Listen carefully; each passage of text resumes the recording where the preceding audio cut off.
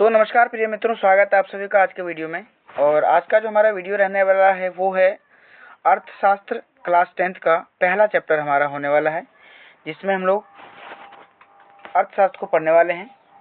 और ये हमारा वीडियो वन शॉट रहेगा, जो जिसमें क्वेश्चन सारा ऑब्जेक्टिव और सब्जेक्टिव दोनों ऐड रहेगा थियोरी के साथ साथ। और ये वीडियो काफ़ी अच्छा होगा आपके लिए, काफ़ी हेल्पफुल रहने वाली है आगामी बिहार बोर्ड के एग्ज़ाम के लिए। तो वीडियो में कंटिन्यू बने रहिएगा। आइए हम लोग, ये हमारा इकोनॉमिक्स का पहला चैप्टर है और जिस चैप्टर का नाम है अर्थशास्त्र एवं इसके विकास का इतिहास, है ना। आइए जानते हैं। हम पूरे थ्योरी को पढ़ने वाले हैं कंटिन्यू, और वीडियो लंबा ना हो जाए इसलिए हम लोग शॉर्ट में पढ़ेंगे, फास्ट में पढ़ेंगे, है ना। कहता भारतीय अर्थव्यवस्था का वर्तमान स्वरूप कोई एक दिन की संरचना नहीं, इसकी मूल सूत्र की जड़ें काफ़ी गहरी होती है ना। 15 अगस्त 1947 को मिली आज़ादी से पहले लगभग 200 वर्षों तक अंग्रेज भारत पर शासन किया था। कहता है कि 15 अगस्त 1947 हमारा जो भारत आज़ाद हुआ था, इससे पहले की बात करें तो लगभग 200 वर्षों तक भारत पर अंग्रेजों का शासन रहा। उस समय भारत को सोने की चिड़िया कहा जाता था, सोने की चिड़िया कहा जाता था। लेकिन अंग्रेजी शासन ने सोने की चिड़िया का भरपूर शोषण किया। लेकिन अंग्रेजी शासन ने हमारे भारत का क्या क्या भरपूर शोषण किया, जमकर लूटा, और जिसके कारण भारत में आर्थिक विकास की गति काफ़ी क्या हो गई, धीमी हो गई, मंद हो गई, नगण्य रह गई। आज़ादी के समय भारतीय अर्थव्यवस्था का सामाजिक, आर्थिक, राजनीतिक, सांस्कृतिक पुनरुत्थान कर दुनिया की एक अग्रणी अर्थव्यवस्था के रूप में प्रस्तुत करना हमारे नीति निर्धारकों के समक्ष क्या थी, चुनौती थी, है ना।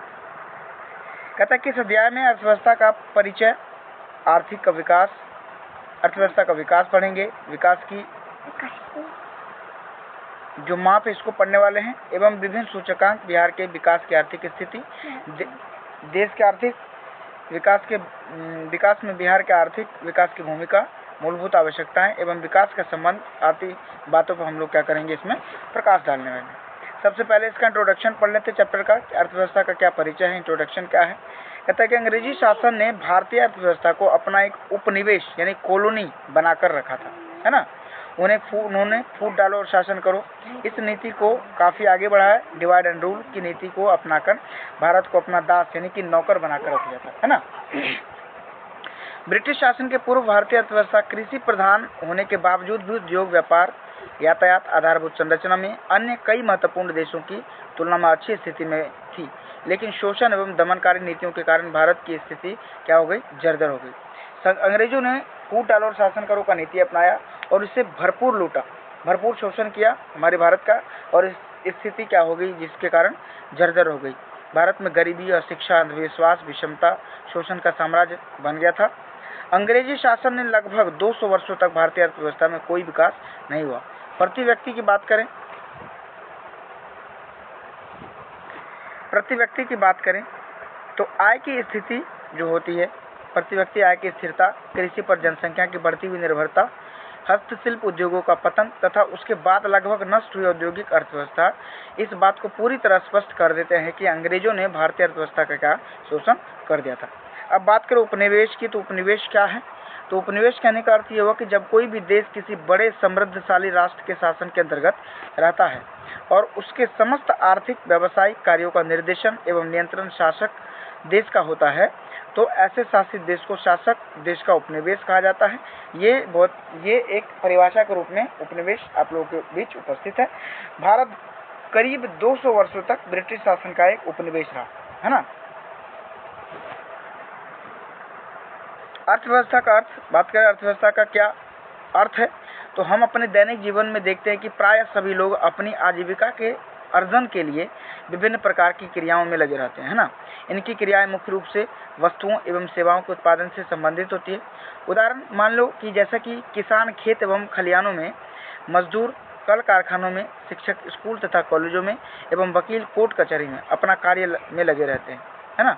अब प्रश्न यह है कि ये सभी लोग अपने अपने कार्यों में व्यस्त क्यों रहते हैं, क्या इसका रीज़न होता है जो अपने कार्यों में व्यस्त रहते हैं। तो इसका उत्तर यह कहा जा सकता है कि ये सभी लोग धन कमाने के उद्देश्य से ही विभिन्न आर्थिक क्रियाओं में लगे रहते हैं, है ना।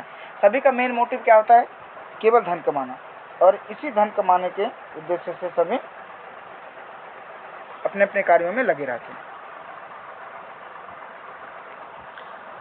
अब बात करें आगे, उनके परिवार के सदस्यों की आवश्यकताएं पूरी हो, इसलिए हमारी वे सभी क्रियाएं जिनसे हमें आय प्राप्त होती है आर्थिक क्रियाएं कहलाती है। अब एक आर्थिक क्रिया, एक पॉइंट यहाँ पे आ रहा है कि आर्थिक क्रिया क्या है, तो वे सारी क्रियाएं जिससे हमें आय प्राप्त हो, धन प्राप्त हो, आर्थिक क्रिया कहलाती है। यानी कि अर्थ के लिए जिस काम को करते हैं हम, पैसे के लिए जिस काम को करते हैं हम, वही क्या है, हमारी आर्थिक क्रियाएं हैं। अर्थव्यवस्था एक ऐसा तंत्र या ढांचा है जिसके अंतर्गत विभिन्न प्रकार की आर्थिक क्रियाएं संपादित की जाती है, जैसे कि कृषि हो गया, उद्योग हो गया, व्यापार हो गया, बैंकिंग हो गया, बीमा हो गया, परिवहन तथा संचार इत्यादि। ये सभी ये आर्थिक क्रियाएं एक और तो विभिन्न प्रकार की वस्तुएं एवं सेवाओं का संपादन करती है, तो दूसरी ओर लोगों को रोजगार के अवसर प्रदान करती है, ताकि वे अपनी आवश्यकताओं की संतुष्टि हेतु देश में उत्पादित वस्तुओं एवं सेवाओं का क्या कर सके, क्रय कर सके, खरीदारी कर सके। अब कहता है कि इस तरह के प्रत्येक अर्थव्यवस्था दो प्रमुख कार्य पर संपादित करती है। अब दो कार्य क्या है, तो आर्थिक एवं इसके विकास का क्या इतिहास है, ये हम लोग अभी पढ़ रहे हैं। और इसकी दो क्रियाएं ये है कि लोगों की आवश्यकताओं की संतुष्टि के लिए विभिन्न प्रकार की वस्तुओं एवं सेवाओं का उत्पादन करती है ना। लोगों की आवश्यकताओं की संतुष्टि के लिए क्या करते हैं, विभिन्न प्रकार की वस्तुओं एवं सेवाओं का उत्पादन करती है। दूसरा ये है कि लोगों को रोजगार के अवसर प्रदान करती है। कुछ अर्थव्यवस्थाओं की बात करें तो अर्थव्यवस्था को निम्नलिखित प्रकार से परिभाषित किया गया है। अब अर्थव्यवस्था की बात करें तो इसका परिभाषा क्या हो सकता है कि आर्थर लेविस के अनुसार अर्थव्यवस्था का अर्थ होता है कि किसी राष्ट्र के संपूर्ण व्यवहार से होता है ना। इसके आधार पर मानवीय आवश्यकताओं की संतुष्टि के लिए अपने संसाधनों का प्रयोग करता है। ब्राउन के अनुसार क्या है कि अर्थव्यवस्था आर्थिक आजीविका अर्जन करने के लिए एक प्रणाली है। Economy is the system of earning livelihood, है ना। दूसरे शब्दों में कहा जाए तो अर्थव्यवस्था आर्थिक क्रियाओं का एक ऐसा संगठन है जिसके अंतर्गत लोग कार्य करके अपनी आजीविका क्या करते हैं, चलाया करते हैं। अब इसी का संक्षेप में बात करें हम लोग तो अर्थव्यवस्था समाज की सभी आर्थिक क्रियाओं का एक योग है। क्या है, जोड़ है, एक योग है। इसी प्रकार बिहार की अर्थव्यवस्था का अर्थ यह हुआ कि बिहार वासियों की संपूर्ण आर्थिक क्रियाओं के अध्ययन से है, जिसके आधार पर बिहार वासियों की मानवीय आवश्यकताओं की संतुष्टि के लिए बिहार के संसाधनों का प्रयोग किया जाता है। अब अर्थव्यवस्था की स्ट्रक्चर यानी संरचना की बात करें, अर्थव्यवस्था की संरचना या ढांचा की बात करें तो अर्थव्यवस्था की संरचना का यह मतलब होता है कि विभिन्न उत्पादन क्षेत्र में इसके विभाजन से।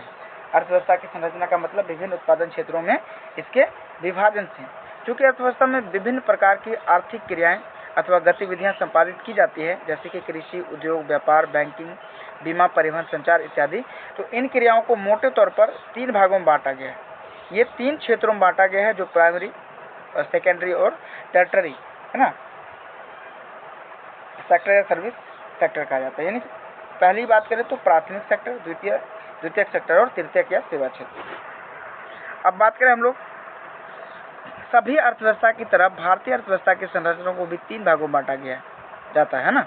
आर्थिक और अर्थव्यवस्था की संरचना को एक चार्ट द्वारा आसानी से समझ सकते हैं, जैसे कि भारतीय अर्थव्यवस्था की संरचना, structure of the Indian economy, है ना। अब देखिए यहाँ पे इंडियन इकोनॉमी की स्ट्रक्चर क्या है, तो ये प्राथमिक क्षेत्र के अंतर्गत जो आता है, प्राथमिक क्षेत्र के अंतर्गत जो आता है वो आपका आ जाएगा कृषि, पशुपालन, वन और मछली पालन। ये टोटल प्राथमिक क्षेत्र के अंतर्गत आता है। अब अगला बात करें हम लोग तो द्वितीय क्षेत्र में आ जाता है उद्योग, निर्माण और गैस एवं बिजली। और तृतीयक की बात करें हम लोग तो तृतीयक में आ जाता है आपका बैंक, परिवहन, संचार, व्यापार और अन्य सेवाएं। ये तीनों क्षेत्र का एक स्ट्रक्चर है। अब बात करें इसी में कुछ अलग द्वितीय क्षेत्र की बात करें यहाँ पे तो उद्योग, यहाँ पे अगर देख रहे हैं तो उद्योग में आपका कुटीर उद्योग आ जाएगा, लघु उद्योग आ जाएगा, मध्यम और बड़े, ये सभी उद्योग आपका द्वितीय क्षेत्र के अंतर्गत आता है। अब प्राथमिक क्षेत्र की बात करें, प्राथमिक क्षेत्र की बात करें तो प्राथमिक क्षेत्र के अंतर्गत प्राथमिक क्षेत्र को कृषि क्षेत्र भी कहा जाता है। कृषि क्षेत्र हम लोगों ने अभी जाना इसकी स्ट्रक्चर। प्राथमिक क्षेत्र में क्या सब आता है, तो अब कृषि आ गया, पशुपालन आ गया, वन विभाग आ गया, वन और मछली पालन, ये चारों जो हैं ये प्राथमिक क्षेत्र के अंतर्गत आता है। अब प्राथमिक क्षेत्र को कृषि क्षेत्र भी कहा जाता है। इसके अंतर्गत क्या होता है, कृषि, पशुपालन, मछली पालन, जंगलों से वस्तुओं को प्राप्त करना जैसे व्यवसाय आ जाता है। अब द्वितीय क्षेत्र यहाँ बात करें हम तो द्वितीय क्षेत्र के अंतर्गत औद्योगिक क्षेत्र द्वितीय क्षेत्र को कहा जाता है। नहीं, द्वितीय क्षेत्र को औद्योगिक क्षेत्र भी कहा जाता है। क्योंकि कहा जाता है क्योंकि इसके अंतर्गत सबसे ज़्यादा जो वरीयता दिया गया है वो उद्योगों को दिया गया है। यानी इसके अंतर्गत क्या होगा, खनिज व्यवसाय, निर्माण कार्य, जन उपयोगी सेवाएं, गैस, बिजली और आदि उत्पादन, ये आ गया आपका सेकेंडरी क्षेत्र के अंतर्गत। तृतीय क्षेत्र की बात करें तो तृतीय क्षेत्र को सेवा क्षेत्र भी कहा जाता है। सेवा क्षेत्र इसे कहा जाता है कि मेन रूप से हम लोग जाने तो तृतीय क्षेत्र को क्या कहा जाता है, तो सेवा क्षेत्र। इसके अंतर्गत क्या होता है कि बैंक एवं बीमा, परिवहन एवं संचार एवं व्यापार आदि क्रियाएं क्या है, सम्मिलित है इसके अंतर्गत। ये क्रियाएं प्राथमिक एवं द्वितीय क्षेत्रों की क्रियाओं को सहायता प्रदान करती हैं, इसलिए इसे सेवा क्षेत्र भी कहा जाता है ना। राष्ट्रीय आय में इन तीनों क्षेत्रों के योगदान को एक तालिका के द्वारा हम लोग समझ सकते हैं। क्या तालिका है, देख सकते हैं। ये पूर्ण रूप से हम लोग BTBC का सिलेबस हम लोग कंप्लीट रूप से पढ़ेंगे। आज पहला चैप्टर को पूर्ण रूप से वन शॉट के माध्यम से हम लोग कंप्लीट करने वाले हैं। अगला, राष्ट्रीय आय में विभिन्न क्षेत्रों का क्या योगदान है। तो प्राथमिक क्षेत्र की बात करें तो 1921 यानी वर्ष 1921 में 63.6% इसका योगदान है। 1947 में 58 पॉइंट इसका योगदान है, 58.7। और वर्ष 2007 की बात करें तो इसमें 22% इसका योगदान है, यानी कि धीरे धीरे ये घटता ही जा रहा है। द्वितीय क्षेत्र की बात करें तो वर्ष 1901 में ये 12.7 पे था, वर्ष 1947 में 14.3 पे था, वर्ष 2007 में 22.0 पर आ गया, यानी कि बैलेंस है ये। और तृतीय क्षेत्र की बात करें तो तृतीय क्षेत्र में 23.7 और 1947 में ये 27 पे आ गया और 2007 में 56 पे पहुंच गया। कुल मिला के ये 100% इसका योगदान है सभी क्षेत्र में, आय के क्षेत्रों में। अब जान सकते हैं कि इस तालिका के अंतर्गत यह योगदान दिख रहा है आपको 58.7%, जो घटकर अब केवल 22% रह गया है। द्वितीय क्षेत्र का योगदान 1947 में था 14.3% तथा अभी बढ़कर 22% हो गया है। तृतीय क्षेत्र का योगदान 1947 में 27 था, तो जो बढ़कर 56% अब हो गया। इसका अर्थ यह है कि स्वतंत्रता प्राप्ति के बाद योजनात्मक विकास के क्रम में भारत क्रमशः समृद्धि की ओर क्या हो रहा है, बढ़ रहा है। अब अर्थव्यवस्था के प्रकार क्या है, टाइप्स ऑफ इकोनॉमी। तो आज विश्व में 3 प्रकार की अर्थव्यवस्थाएं पाई जाती है। कितने प्रकार की, तो 3 प्रकार की कुल अर्थव्यवस्थाएं। तो पहली पूंजीवादी अर्थव्यवस्था, जिसे हम लोग कैपिटलिस्ट इकोनॉमी कहा जाता है। अब कैपिटलिस्ट इकोनॉमी क्या है, तो पूर्ववादी अर्थव्यवस्था वह पूंजीवादी अर्थव्यवस्था वह अर्थव्यवस्था है जहां उत्पादन के साधनों का स्वामित्व निजी व्यक्तियों के पास होता है, ये खुद के पास होता है, जो इसका उपयोग अपने निजी लाभ के लिए करते हैं, जैसे कि अमेरिका, जापान और ऑस्ट्रेलिया हो गया। दूसरा समाजवादी अर्थव्यवस्था, सोशलिस्ट इकोनॉमी की बात करें तो यहाँ हो जाएगा समाजवादी अर्थव्यवस्था वह अर्थव्यवस्था है जहाँ उत्पादन के साधनों का स्वामित्व एवं संचालन देश की सरकार के पास। सेकेंड, यानी समाजवादी अर्थव्यवस्था की बात करें तो इसका संचालन होता है देश के सरकार के पास, इसका उपयोग सामाजिक कल्याण के लिए किया जाता है। चीन, क्यूबा इत्यादि देशों में समाजवादी अर्थव्यवस्था है। विगत वर्षों में भूमंडलीकरण एवं उदारीकरण के कारण समाजवादी अर्थव्यवस्था का स्वरूप क्या हो गया, बदलने लगा है। तीसरा है मिश्रित अर्थव्यवस्था, इसको मिक्स्ड इकोनॉमी कहा जाता है। इसकी बात करें हम लोग तो मिश्रित अर्थव्यवस्था पूंजीवादी तथा समाजवादी अर्थव्यवस्था का क्या है, एक मिश्रण है ना। मिश्रित अर्थव्यवस्था वह है जहाँ पे उत्पादन के साधनों का जो स्वामित्व होता है वो कहाँ होता है, तो सरकार तथा निजी व्यक्तियों के पास होता है। भारत में मिश्रित अर्थव्यवस्था ही है। हमारे भारत की बात करें तो ये भारत में कौन सी अर्थव्यवस्था है, तो मिश्रित अर्थव्यवस्था हमारे भारत में, यानी कहा जाता है कि यह अर्थव्यवस्था पूंजीवादी व समाजवाद के बीच का क्या एक रास्ता है। It is a mid way between capitalism and socialism. अर्थव्यवस्था का विकास की बात करें, अब हमारा जो टॉपिक है अर्थव्यवस्था की विकास,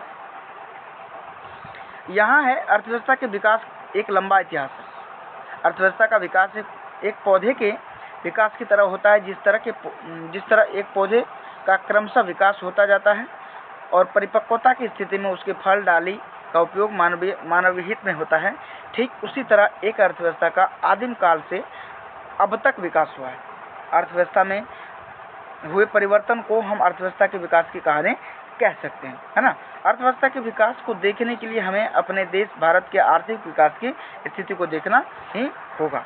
अब एक पॉइंट की बात करें तो कहा जाता है कि भारतीय अर्थव्यवस्था के विकास की स्थिति किसी एक समय की चमत्कारिक स्थिति नहीं है, बल्कि इसका एक अपना ही इतिहास है ना। ये हम लोग इसका क्या है, भारतीय अर्थव्यवस्था का अपना ही एक इतिहास है। अब आगे बात करें हम लोग तो आर्थिक अर्थव्यवस्था के विकास के लिए हम निम्नलिखित दो स्थितियों का विवेचन करेंगे जो दोनों ही पारंपरिक सहयोगी क्रियाएं हैं। पहली बात करें तो पहला आर्थिक विकास तथा मौद्रिक विकास, और पहला आर्थिक विकास और दूसरा क्या है, मौद्रिक विकास। आइए पहला देखते हैं क्या है।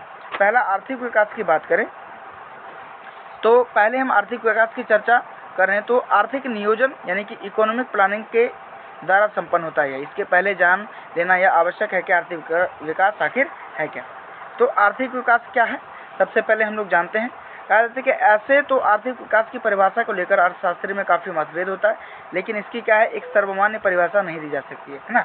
अब फिर भी कुछ परिभाषा को जानते हैं, जैसे कि प्रोफेसर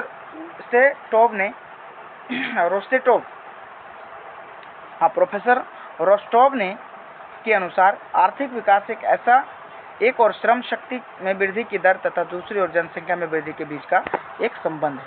आर्थिक विकास की बात करें उसमें प्रोफेसर रोस्टोव के अनुसार तो आर्थिक विकास क्या है, श्रम शक्ति में वृद्धि की दर तथा दूसरी जनसंख्या में वृद्धि के बीच का एक रिलेशन, एक संबंध है। अब समावेशी विकास पर आ रहे हैं हम लोग।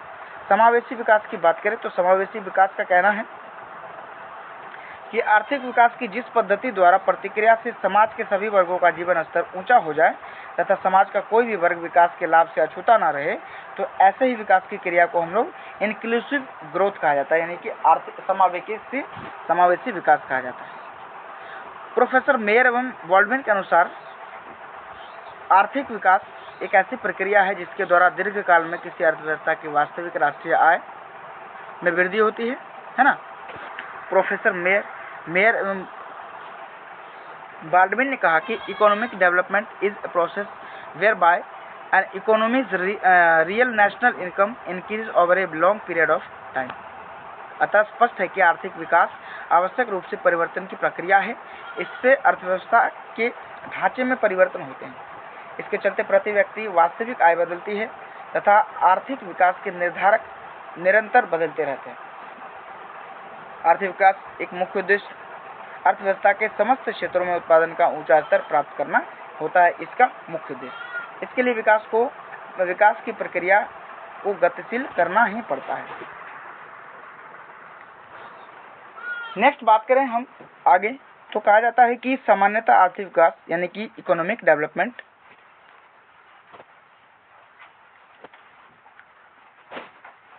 आर्थिक वृद्धि में कोई अंतर नहीं माना जाता है। अंतर की बात करें इसमें तो इसमें अंतर नहीं माना जाता है। दोनों शब्दों को एक दूसरे के स्थान पर प्रयोग किया जाता है, लेकिन इधर अर्थशास्त्रियों द्वारा इन दोनों के बीच अंतर किया जाने लगा है। जैसे कि अब आगे बात करें हम लोग, श्रीमती उर्सुला हिक्स ने कहा है कि वृद्धि शब्द का प्रयोग आर्थिक दृष्टि से विकसित देशों के संबंध में किया जाता है। वृद्धि की बात करें, ग्रोथ की बात करें तो यह मुख्य रूप से जो देश हमारा विकसित है उसके संबंध में किया जाता है, जबकि विकास की बात करें तो विकासशील अर्थव्यवस्थाओं के संदर्भ में किया जाता है। कहने का अर्थ हुआ कि वृद्धि शब्द, ग्रोथ शब्द की बात करें तो जो विकसित देश है उसके संबंध में किया जाता है, और विकास की बात करें तो जो देश अभी विकासशील है यानी कि विकास के पथ पर है उसके लिए इसका उपयोग किया जाता है। डॉक्टर ब्राइट सिंह की बात करें तो इसने भी लिखा है कि ग्रोथ शब्द का प्रयोग विकसित देशों के लिए ही किया जा सकता है। अब आ गया सतत विकास। हमारा सतत विकास क्या है, सस्टेनेबल डेवलपमेंट क्या है। तो सतत विकास की बात करें तो आज प्राकृतिक संसाधनों जैसे कि कोयला, पेट्रोलियम, वन, जल, सूर्य का प्रकाश आदि का इसी तरह प्रयोग होता रहा तो भावी पीढ़ी को इन प्राकृतिक संसाधनों से क्या होना पड़ेगा, वंचित होना पड़ेगा। यही नहीं, वर्तमान उत्पादन तकनीक ने पर्यावरण प्रदूषण की गंभीर समस्या को जन्म दिया है। उनके अनुसार क्रियाएं जल, वायु एवं भूमि को प्रदूषित कर रही है, जो आज एक चिंता का विषय बना हुआ है। इन समस्याओं के कारण क्या होता है, विकास की वर्तमान स्थिति, पद्धति तथा प्रक्रिया को जारी रखना उचित नहीं कहा जा सकता। इसके विकल्प के रूप में सतत विकास का या पोषणीय विकास की अवधारणा का जन्म हुआ है। अब आगे बात करें हम लोग, सतत विकास का जो शाब्दिक अर्थ होता है वो ऐसा विकास जो जारी रह सके, टिकाऊ बना रह सके। सतत विकास में न केवल वर्तमान पीढ़ी बल्कि भावी पीढ़ी के विकास को भी ध्यान में रखा जा सके। अब बात करें अगर ब्रुलैंड आयोग की बात करते हैं तो इन्होंने क्या कहा कि ब्रुलैंड आयोग ने कहा कि सतत विकास वह प्रक्रिया है जिसमें वर्तमान की आवश्यकताएं बिना भावी पीढ़ी की क्षमता योग्यताओं से समझौता किए बिना पूरी की जाती है ना। इसी तरह मैडिसन नामक एक अर्थशास्त्री ने बताया कि धनी देशों में आय का बढ़ता हुआ स्तर आर्थिक वृद्धि इकोनॉमिक ग्रोथ का सूचक होता है, जबकि निर्धन देशों में आय का बढ़ता हुआ स्तर आर्थिक विकास यानी इकोनॉमिक डेवलपमेंट का सूचक होता है। अब जहाँ तक आर्थिक प्रगति की बात करें, इकोनॉमिक प्रोसेस की बात करें, तो यह एक व्यापक शब्द है। इसका प्रयोग किसी आर्थिक इकाई के लिए किया जा सकता है। आर्थिक वृद्धि तथा आर्थिक विकास दोनों ही शामिल रहते हैं। प्रायः आर्थिक प्रगति की बात करें तो इसके स्थान पर आर्थिक वृद्धि या आर्थिक विकास शब्दों का प्रयोग हो सकता है। अब आर्थिक वृद्धि और आर्थिक विकास एक दूसरे के अर्थ में भी प्रयुक्त होते हैं। सच पूछा जाए तो विकास शब्द वृद्धि शब्द के ही अर्थ में क्या है, निहित है। अतः आर्थिक विकास आर्थिक वृद्धि तथा आर्थिक प्रगति में कोई खास अंतर नहीं है ना। अब इन दोनों को व्यवहार में एक ही जैसा समझा जा सकता है। प्रोफेसर लेविस ने भी यही राय दिया है। अब बात करें आर्थिक नियोजन की, तो इसके बारे में आर्थिक विकास कहा जाता है कि इसके बारे में जान सकते हैं जिसके द्वारा आर्थिक विकास होता है। अब आर्थिक नियोजन का अर्थ एक समयबद्ध कार्यक्रम के अंतर्गत पूर्व निर्धारित सामाजिक एवं आर्थिक उद्देश्यों की प्राप्ति के लिए अर्थव्यवस्था उपलब्ध संसाधनों का नियोजन, समन्वय एवं उपयोग करना ही क्या है, आर्थिक नियोजन का अर्थ है। भारत में एक योजना आयोग प्लानिंग कमीशन है जो आने वाले 5 वर्षों के लिए आर्थिक विकास की योजना बनाता है। भारत में योजना आयोग का गठन 15 मार्च 1950 को किया गया। इसके पालन अध्यक्ष देश के प्रधानमंत्री होते हैं। जो प्लानिंग कमीशन योजना आयोग होता है, इसके जो पालन अध्यक्ष होते हैं वो होते हैं कौन, इसके पालन अध्यक्ष प्रधानमंत्री होते हैं। योजना आयोग के प्रथम अध्यक्ष तत्कालीन प्रधानमंत्री जवाहरलाल नेहरू थे और अभी वर्तमान में भारत के योजना आयोग के अध्यक्ष प्रधानमंत्री डॉक्टर मनमोहन सिंह हैं। योजना आयोग के शब्दों में बात करें, योजना आयोग के शब्दों में, तो आर्थिक नियोजन का अर्थ राष्ट्र की जो प्राथमिकताओं के अनुसार देश के संसाधनों का विभिन्न विकास क्रियाओं में प्रयोग करना ही है। आर्थिक विकास इसका अर्थात economic planning means utilization of country resources into different development activities and accordance with national priorities, है ना। भारत अभी तक अपनी 10 पंचवर्षीय योजनाओं को पूरी कर चुका है तथा अब 11वीं पंचवर्षीय योजना के अंतर्गत विकास कर रहा है। अभी तक में भारत क्या किया है, 10 पंचवर्षीय योजना क्लियर कर चुका है और अभी 11वीं के अंतर्गत विकास कर रहा है। भारत में पहली पंचवर्षीय योजना की अवधि थी 1951 से 56। भारत में जो पहला पंचवर्षीय योजना स्टार्ट हुआ था वो 1951 से 56 थी और 11वीं पंचवर्षीय योजना की अवधि 2007 से 12 है। भारत में आर्थिक विकास की बात करें तो इनका श्रेय नियोजन को ही दिया जा सकता है ना। भारत में नियोजन के मुख्य उद्देश्य आर्थिक विकास की दर को बढ़ाना, कृषि एवं उद्योग का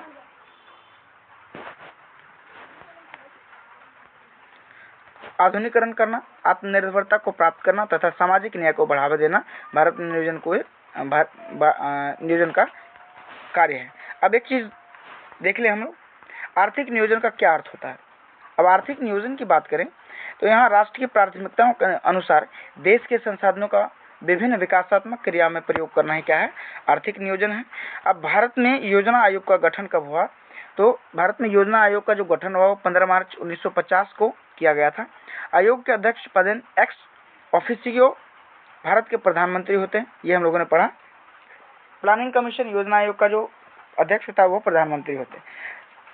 सामान्यतः कामकाज एवं उपाध्यक्ष की देखरेख में ही होता है, जिसकी सहायता के लिए आयोग 8 सदस्यों को क्या करता है,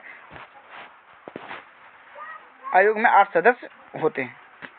एक पंचवर्षीय योजना का तालिका हम लोग देख लेते हैं। भारत में नियोजन की बात, तो पहली पंचवर्षीय योजना जो शुरू हुआ था वो 1951 से 56 तक चला था। 51 से स्टार्ट हुआ, 56 में चला।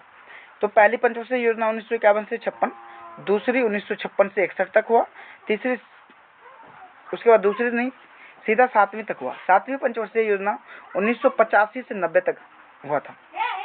और 10वीं पंचवर्षीय योजना 2002 से लेकर 2007 तक और 11वीं पंचवर्षीय योजना 2007 से 2012 तक। राष्ट्रीय विकास परिषद अब क्या है? यहाँ एनडीसी की बात करें, अभी एनडीसी की बात करें हम लोग, तो नेशनल डेवलपमेंट काउंसिल यानी एनडीसी की बात करें तो यहाँ पे क्या है कि भारत में राष्ट्रीय विकास परिषद का गठन 6 अगस्त 1952 को किया गया था। भारत में राष्ट्रीय विकास परिषद का जो गठन था वो 6 अगस्त 1952 को किया गया। इसका गठन आर्थिक नियोजन हेतु राज्य सरकारों तथा योजना आयोग के बीच तालमेल तथा सहयोग का वातावरण बनाने के लिए किया गया था। राष्ट्रीय विकास परिषद में सभी राज्यों के मुख्यमंत्री इसके पदेन सदस्य होते हैं। पंचवर्षीय योजना बनाने का कार्य योजना आयोग का ही है और अंत में यह राष्ट्रीय विकास परिषद द्वारा अनुमोदित यानी अप्रूव्ड कर दिया जाता है। आगे आए मौद्रिक विकास पर।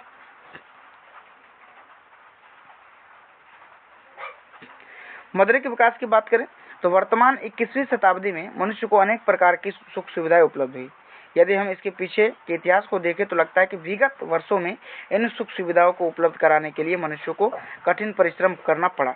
जब मुद्रा का विकास नहीं हुआ था तब लोग वस्तु का लेन देन कर आसानी से अपनी आवश्यकताओं की पूर्ति किया करते थे। जब पैसों का विकास नहीं हुआ था तो वो लोग क्या करते थे, आपस में अपनी चीज़ों को बंटवारा करते और अपनी आवश्यकताओं की पूर्ति किया करते थे। अब अर्थव्यवस्था की उस अवस्था को वस्तु विनिमय प्रणाली कहा जाता है ना, इसको बार्टर सिस्टम कहा जाता है।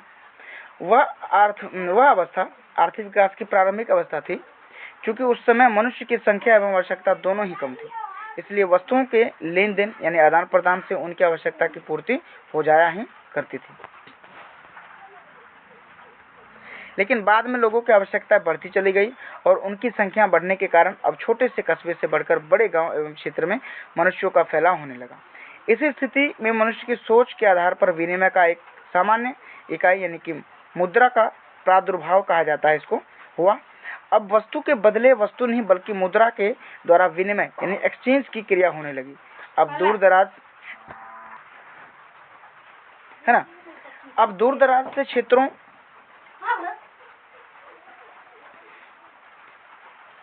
से भी अपनी आवश्यकताओं की पूर्ति के लिए अनाज या अन्य वस्तुओं के बंडल को ले जाने की जरूरत नहीं पड़ी, क्योंकि मुद्रा एक सामान्य क्रय विक्रय के साधन का कार्य करने लगा, है ना। अर्थव्यवस्था के विकास की बात करें तो इसी काल में व्यक्तियों के समूह पर शासन करने के लिए गवर्नमेंट का अभ्युदय हुआ। सरकार की स्वीकृति तथा जनता के विकास से मुद्रा का चलन होने लगा। अब आगे बात करते हैं हम लोग। अर्थव्यवस्था के विकास के साथ जब लोग मुद्रा से भी हल्की चीज की आवश्यकता महसूस करने लगे तो फलतः देश की सरकार के आधिपत्य से स्थापित बैंकों का निर्माण हुआ, जिसके द्वारा अब और भी आसानी से मुद्रा का हस्तांतरण यानी कि ट्रांसफर किया जाने लगा, जिसे हम चेक कहते हैं। चेक के द्वारा फिर मुद्रा का हस्तांतरण किया जाने लगा। इसे एक व्यक्ति या संस्था दूसरे व्यक्ति या संस्था के नाम जारी करता है और सरकारी आधिपत्य से स्थापित बैंकों के द्वारा पैसों का आदान प्रदान करने लगता है। अब आज के युग में मानवीय मस्तिष्क का लगभग सारा कार्य एक मशीन के द्वारा होने लगा, जिसे हम कंप्यूटर कहते हैं। यह मशीन मानव के द्वारा किए गए आविष्कार का परिणाम है, जो मनुष्य से भी अधिक तेज स्मरण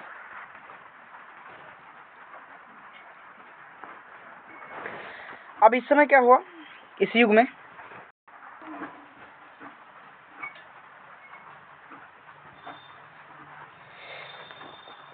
जितना भी मानवीय मस्तिष्क का लगभग सारा कार्य हुआ वो मशीन के द्वारा यानी कंप्यूटर के द्वारा किया जाने लगा। बिजली से चलने वाला यह मशीन, जिसे हम कंप्यूटर कहते हैं, बड़ी तेजी से अपनी स्मरण शक्ति के बल पर पैसे के आदान प्रदान में भी सहयोग देता है। कंप्यूटर अब कैसा होता है इसके बारे में जानते हैं।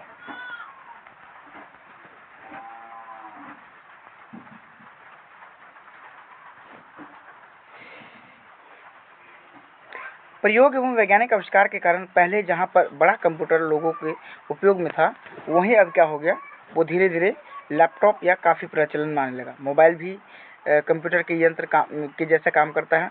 अब यह सब लोगों को बढ़ती आवश्यकताओं एवं वैज्ञानिक आविष्कारों के कारण यह संभव होने लगा। अब देखिए, आजकल प्लास्टिक की बात करें तो इसके छोटे से टुकड़े पर इंगित यांत्रिक चिन्ह के माध्यम से पैसे का आदान प्रदान तथा निकासी होने लगा। जब एक व्यक्ति एक स्थान से दूसरे स्थान तक बिना विलंब के बैंक के माध्यम से पैसे का लेन देन करता है तो बैंक के इस प्रणाली को कोर बैंकिंग प्रणाली कहते हैं। इसी तरह एक व्यक्ति प्लास्टिक के यांत्रिक संकेत यानी मैकेनिकल मार्क से किसी भी समय बैंक के एक चिन्हित स्थान से किसी भी समय पैसा निकाल सकता है। ये सारी क्रियाएं बिजली से संचालित कंप्यूटर के द्वारा होता है। बैंक के जिस चिन्हित स्थान से हर समय पहले पैसे निकालने की सुविधा होती है उसे हम एटीएम ऑटोमेटिक टेलर मशीन कहा जाता है। इस तरह आपने देखा कि किस तरह पहले के अदला बदली के युग में हम लोगों ने मुद्रा के युग में प्रवेश किया, है ना। ये मुद्रा के युग में हम लोगों ने क्या करा, प्रवेश किया। आजकल बैंकिंग प्रणाली चेक युग से भी आगे और कोर बैंकिंग, ये क्या होता है, चेक युग से भी आगे और कोर बैंकिंग की तरफ है। अब बात करें हम लोग एटीएम के युग में प्रवेश कर गए हैं धीरे धीरे। एटीएम के अलावा हमें आज डेबिट कार्ड तथा क्रेडिट कार्ड की भी सुविधाएं प्राप्त होती है। इसे भी हम आर्थिक विकास की एक प्रक्रिया कह सकते हैं। मौद्रिक विकास की संक्षिप्त प्रणाली, वस्तु विनिमय प्रणाली, वस्तु से वस्तु का लेन देन, है ना। मौद्रिक प्रणाली, मुद्रा से वस्तुओं तथा सेवाओं का विनिमय प्रणाली। बैंकिंग प्रणाली, तो बैंक के माध्यम से चेक के द्वारा विनिमय की क्रिया का संपादन। कोर बैंकिंग प्रणाली की बात करें तो इसके अंतर्गत संकेत से एक व्यक्ति के खाते में अवस्थित दूसरे व्यक्ति को उसी बैंक के माध्यम से पैसा का ट्रांसफर किया जा सकता है। एटीएम की बात करें, एटीएम प्रणाली, तो प्लास्टिक के एक छोटे से कार्ड पर अंकित सूक्ष्म संकेत के आधार पर कहीं भी किसी भी समय निर्धारित बैंक के केंद्र से पैसे की निकासी हम लोग कर सकते हैं। इसकी ये सुविधा हमारे कार्ड में दी जाती है ना। अब अगला हम लोग बात करें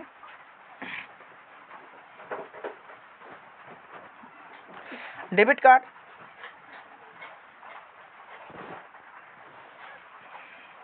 डेबिट कार्ड बैंक द्वारा दिया गया प्लास्टिक का कार्ड जिसके द्वारा बैंक में अपनी राशि के पैसे का उपयोग करना होता है।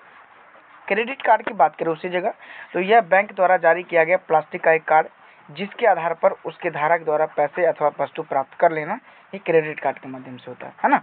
बैंक द्वारा यह जारी किया गया एक प्लास्टिक का कार्ड होता है जिसके आधार पर उसके धारक द्वारा पैसे अथवा वस्तु प्राप्त कर लेता है। अब देखिए, इसमें एक कहानी है ना, इसमें क्लियर सिंहासनी गांव की कहानी है कुछ। हाँ, सिंहासनी। आइए हम सिंहासनी गांव की कहानी के बारे में जानते हैं। कहता कि बिहार के पूर्वी चंपारण जिले के रामगढ़वा थाना अंतर्गत सिंहासनी गांव एक लड़का छोटू प्राय अपनी माँ को सब्जी वाली से अनाज के बदले सब्जी लेते देखता है ना। उसे क्या होता है, जब अपनी छोटी मोटी ज़रूरतों जैसे कि चीनी, कागज़, पेंसिल आदि की ज़रूरत होती है तो उसकी माँ उसे गांव के दुकानदार से उन छोटी मोटी चीज़ों को लाने के लिए अनाज देती है। छोटू के पिता जब शहर जाते हैं तो अपने अनाज को बेचकर रुपया लेकर छोटू और उसकी माँ के लिए कपड़े आदि लाते हैं, है ना। छोटू का एक संबंधी श्याम कुमार पटना में नौकरी करता है। एक बार होली की छुट्टी में वो अपने यहाँ छोटू को बुलाया और एक दिन शाम को वह छोटू को क्या करता है, अपनी गाड़ी से बाजार घूमने ले जाता है। बाजार जाने पर एक बड़े से दुकान पर श्याम कुमार ने कुछ सामान खरीदा और जब पैसा देने का समय आया तो उसने एक प्लास्टिक का छोटा सा टुकड़ा दुकानदार को दिया जो कंप्यूटर के माध्यम से पैसों का भुगतान किया गया। अब छोटू को आश्चर्य हो गया कि अपने संबंधी श्याम कुमार से जिज्ञासावश पूछा कि बिना पैसे के आपको ये सामान कैसे मिला। तो श्याम कुमार ने धीरे से छोटू को समझाया कि तुम्हारे घर पर तुम्हारी माँ जो अनाज के बदले वस्तु लेती है वह मुद्रा के पूर्व के विनिमय की स्थिति थी जिसे वस्तु विनिमय प्रणाली हम लोग कहते हैं। तुम्हारे पिताजी अनाज बेचकर पैसे जो लेकर जो शहर से सामान लाते हैं वो मौद्रिक प्रणाली की स्थिति है और आज हम जो प्लास्टिक के टुकड़े से अपने वस्तु की कीमत भुगतान किए हैं वो कंप्यूटरकृत बैंकिंग प्रणाली है। आज के युग में हम ऐसा भुगतान चेक के द्वारा भी कर सकते हैं अथवा इस प्लास्टिक के टुकड़े को जिसे क्रेडिट कार्ड अथवा डेबिट कार्ड कहते हैं से भी कर सकते हैं। छोटू आश्चर्य से अपने संबंधी श्याम कुमार की बातों को सुनकर खुश हुआ और उसने गांव तथा स्कूल लौटकर अपने साथियों से विनिमय के विकास की इस क्रिया को कहने का संकल्प ले लिया। अब आगे हम लोग आर्थिक विकास की क्या सूचकांक है इस पर। कहता है कि राष्ट्रीय आय आर्थिक विकास का एक प्रमुख सूचक माना जाता है। किसी देश में एक वर्ष की अवधि में उत्पादित सभी वस्तुओं एवं सेवाओं के मौद्रिक मूल्य के योग को राष्ट्रीय आय कहा जाता है। सामान्य तौर पर जिस देश का राष्ट्रीय आय अधिक होता है वह देश विकसित होता है और जिस देश का राष्ट्रीय आय कम होता है वह देश अविकसित कहलाती है। प्रति व्यक्ति आय की बात करें पर कैपिटा इनकम की, तो आर्थिक विकास के माप के लिए क्या करते हैं हम लोग, प्रति व्यक्ति आय को सबसे उचित सूचकांक माना जाता है ना। प्रति व्यक्ति आय देश में रहते हुए व्यक्तियों की औसत आय से होती है। राष्ट्रीय आय को देश की कुल जनसंख्या से भाग देने पर जो भागफल आता है वह प्रति व्यक्ति आय कहलाता है। इसका एक फॉर्मूला है कि प्रति व्यक्ति आय बराबर क्या होता है, तो राष्ट्रीय आय बटा कुल जनसंख्या, है ना। अब इसका यूज हम लोग आगे देख सकते हैं।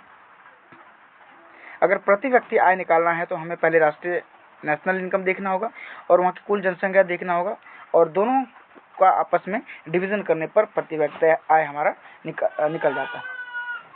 अब आगे देखिए तो विश्व बैंक, वर्ल्ड बैंक की बात करें तो विश्व विकास रिपोर्ट, वर्ल्ड डेवलपमेंट रिपोर्ट 2006 के अनुसार जिन देशों की 2024 में प्रति व्यक्ति आय 4,53,000 रुपये प्रति वर्ष या इससे अधिक था, वह विकसित देश या समृद्ध देश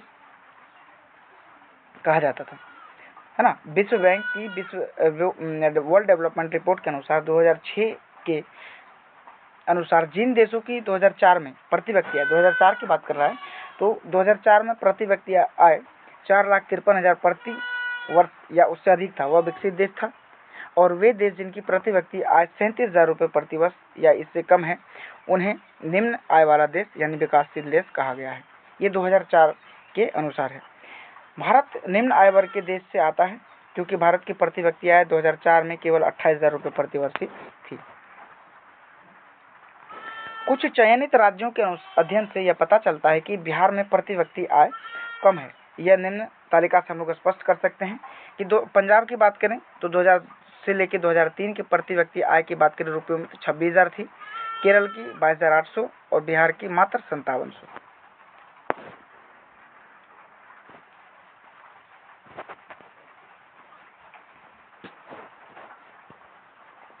मानव विकास सूचकांक, ह्यूमन डेवलपमेंट इंडेक्स की बात करें, यह सूचकांक संयुक्त राष्ट्र विकास कार्यक्रम UNDP के द्वारा महबूब अल हक, है ना, के निर्देशन में तैयार की गई पहली मानव विकास रिपोर्ट है, ह्यूमन डेवलपमेंट रिपोर्ट है, ने प्रस्तावित किया गया था। UNDP द्वारा प्रकाशित मानव विकास रिपोर्ट HDR विभिन्न देशों की तुलना, लोगों के शैक्षणिक स्तर, उनकी स्वास्थ्य स्थिति और प्रति व्यक्ति आय के आधार पर करती है। जहाँ तक मानव विकास सूचकांक HDI के प्रश्न उठते हैं तो इनके 3 सूचक जीवन आशा, शिक्षा प्राप्ति तथा जीवन स्तर, ये तीनों फॉर्मूला है। अब HD की बात करें, HDI, है ना, ह्यूमन डेवलपमेंट इंडेक्स, तो जीवन आशा प्लस शिक्षा प्राप्ति सूचकांक और जीवन स्तर सूचकांक, ये तीनों सूचकांक औसत होता है। पैमाने पर सभी देश में HDI दर 0 से 1 होती है। भारत तथा उसके पड़ोसी देशों में 2004 की मानव विकास रिपोर्ट की तालिका देख लीजिए, निम्नलिखित है। 2004 के लिए देशों का HDI क्या थी, तो नॉर्वे की HDI 0.965 और उसका सिस्टम यानी क्रम 1 था। ऑस्ट्रेलिया की 0.957 और क्रम उसका 3 था। और उसके बाद श्रीलंका की 0.755 और इसका जो क्रम था वो 93 था। पाकिस्तान की 0.539 और इसका HDI क्रम 134। भारत का 611 और HDI 126। चीन का HDI 0.786 और क्रम इसका 81। बांग्लादेश का 0.530 और HDI क्रम 137। स्रोत UNDP मानव विकास रिपोर्ट 2006। चूँकि 2006 में 177 देशों के लिए HDI की गणना की गई थी, इसमें भारत का HDI मूल्य 0.611 है तथा 126 क्रम पर है। इसका मतलब है कि भारत में मानव विकास मध्यम स्तर का है। और लिंग विकास GDI की बात करें तो इसके दरों में भारत 2000 से 105वें क्रम से 2004 में 96वें क्रम पर आ गया है ना। यह आश्चर्य की बात है कि हमारे पड़ोस का एक छोटा सा देश श्रीलंका भारत से आगे है और भारत जैसे बड़े देश का विश्व में इतना नीचा क्रमांक है, किंतु भारत में विकास की क्रिया में तेजी आने के कारण अब स्थिति क्या हो गई है, सुधरने लगी। अब मानव विकास सूचकांक नेशनल ह्यूमन डेवलपमेंट रिपोर्ट की बात करते हैं हम लोग। कहता है कि यह जो है यूएनडीपी के मानव विकास की तर्ज पर भारत की पहली मानव विकास रिपोर्ट अप्रैल 2002 में जारी किया गया था। योजना आयोग द्वारा तैयार की गई इस रिपोर्ट को तत्कालीन प्रधानमंत्री अटल बिहारी वाजपेयी ने 23 अप्रैल 2000 को नई दिल्ली में जारी किया। रिपोर्ट को भारतीय लोकतंत्र के लिए एक महत्वपूर्ण दस्तावेज बताते हुए योजना आयोग के तत्कालीन अध्यक्ष केसी पंत ने कहा था कि राज्यों के लिए योजना आकार तय करते समय इसे आधार बनाया जा सकता है। इस पहली राष्ट्रीय मानव विकास रिपोर्ट में 1981, 91, 2000 के लिए राज्यों तथा संघीय क्षेत्रों में HDI मूल्यों का अनुमान लगाया गया था। रिपोर्ट में विकास की दरें विभिन्न थी। केरल का रैंक सबसे ऊपर था, जबकि बिहार, मध्य प्रदेश, असम, राजस्थान तथा उत्तर प्रदेश का जो रैंक था वो भी नीचे ही था। निर्धारित स्थिति को जानने के लिए रिपोर्ट में प्रस्तुत मानव निर्धनता सूचकांक ह्यूमन पॉवर्टी इंडेक्स की बात करें तो निर्धनता के परंपरागत निर्धनता अनुपात पॉवर्टी रेशियो से काफी मिलता जुलता है। राष्ट्रीय मानव विकास रिपोर्ट के अनुसार हिमाचल प्रदेश, तमिलनाडु, महाराष्ट्र, जम्मू कश्मीर आदि में मानव निर्धनता सूचकांक HPI में कमी आई है। वहीं बिहार, उत्तर प्रदेश तथा राजस्थान में इससे मामूली कमी आई है। उपभोक्ता व्यय, अब आगे उपभोक्ता व्यय, तो ये उपभोक्ता व्यय को आर्थिक विकास का सूचक मानते हुए अपने देश की पहली राष्ट्रीय मानव विकास रिपोर्ट में बताया गया कि विगत कुछ वर्षों में देश की ग्रामीण जनता की व्यय क्षमता में कमी आई है, जबकि शहरों क्षेत्रों में इसमें काफी क्या होगी वृद्धि आ गई है। आधारिक स्ट्रक्चर क्या है इसका, आधारिक संरचना क्या है, इंफ्रास्ट्रक्चर क्या है? तो आधारिक संरचना का मतलब उन सुविधाओं तथा सेवाओं से है जो देश के आर्थिक विकास के लिए सहायक होते हैं। वे सभी तत्व जैसे बिजली, परिवहन, संचार, बैंकिंग, स्कूल, कॉलेज, अस्पताल इत्यादि देश के आर्थिक विकास के आधार हैं और उन्हें देश का आधारिक संरचना, आधारभूत ढांचा कहा जाता है। किसी देश के आर्थिक विकास में आधारिक संरचना का महत्वपूर्ण स्थान होता है। जिस देश का आधारभूत ढांचा जितना अधिक विकसित होगा वह देश उतना ही क्या होगा, अधिक विकसित होगा। यानी कि उसका जिस देश का इंफ्रास्ट्रक्चर जितना स्ट्रांग होगा उस देश का जो विकास दर है उतना ही अच्छा होगा। अब बिहार के विकास की स्थिति की बात करें हम लोग, तो बिहार का इतिहास काफी गौरवशाली रहा है हमेशा से। यह बिहार जहां गौतम बुद्ध को ज्ञान का प्राप्ति हुआ था, महावीर ने शांति का संदेश दिया था, चंद्रगुप्त, अशोक, शेरशाह, गुरु गोविंद सिंह जी, बाबू वीर कुंवर सिंह, देश रत्न डॉक्टर राजेंद्र प्रसाद का जन्म इसी बिहार में हुआ था, है ना। बिहार में ही महात्मा गांधी ने चंपारण आंदोलन किया और इसका बिगुल बजा था महात्मा गांधी के द्वारा। बिहार में ही लोकनायक जयप्रकाश नारायण ने संपूर्ण क्रांति का नारा दिया और लोक गीतकार भिखारी ठाकुर का भी जन्म इसी बिहार में हुआ था। लेकिन बिहार का आज कई तरह की समस्याओं का शिकार है बिहार। यहाँ गरीबी, बेरोजगारी, भ्रष्टाचार, अशांति का माहौल है। साधनों के मामले में धनी होते हुए बिहार की स्थिति क्या है, बहुत ही दयनीय है।